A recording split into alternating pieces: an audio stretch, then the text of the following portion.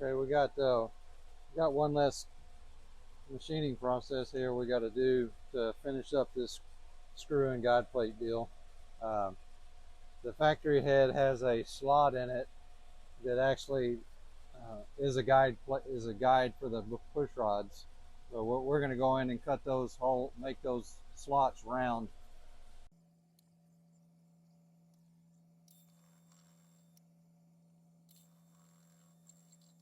Why are you making them round? Because we don't need that to locate the push rod anymore. It's going to have a guide plate up here that locates the push rod. So why do you need it round?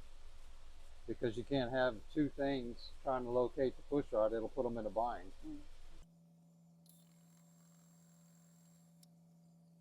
You like that, huh? Yeah.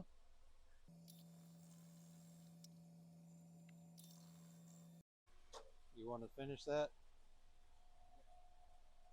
Don't move anything. It's still lined up. Go ahead and put it to 2.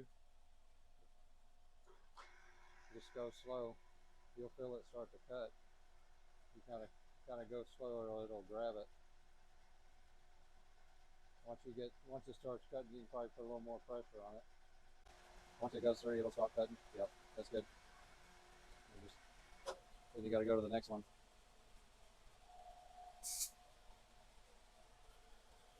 You just kind of you want to center it front to back is what you want to do. Load it a little bit. Put that down in there. Yeah, it'll just kind of center. It should kind of center itself. Once it kind of centers itself, you can start cutting. Go ahead.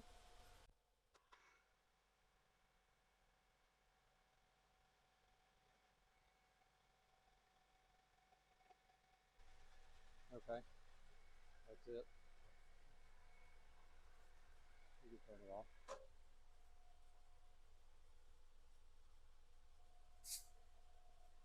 Does that side turn it the other way, or? Yeah, yeah. If you turn it the other, it'll go. It'll reverse it.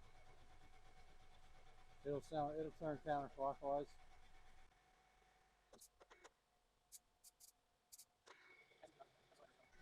Yeah, it'll grab if you go too fast. You should make it a square into a circle. Yeah,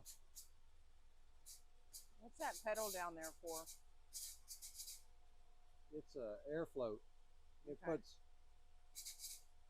puts air pressure underneath this table to help lift it so you can move it. Oh, okay. All right, this one's done. You can take it out. We need to put the other one in there.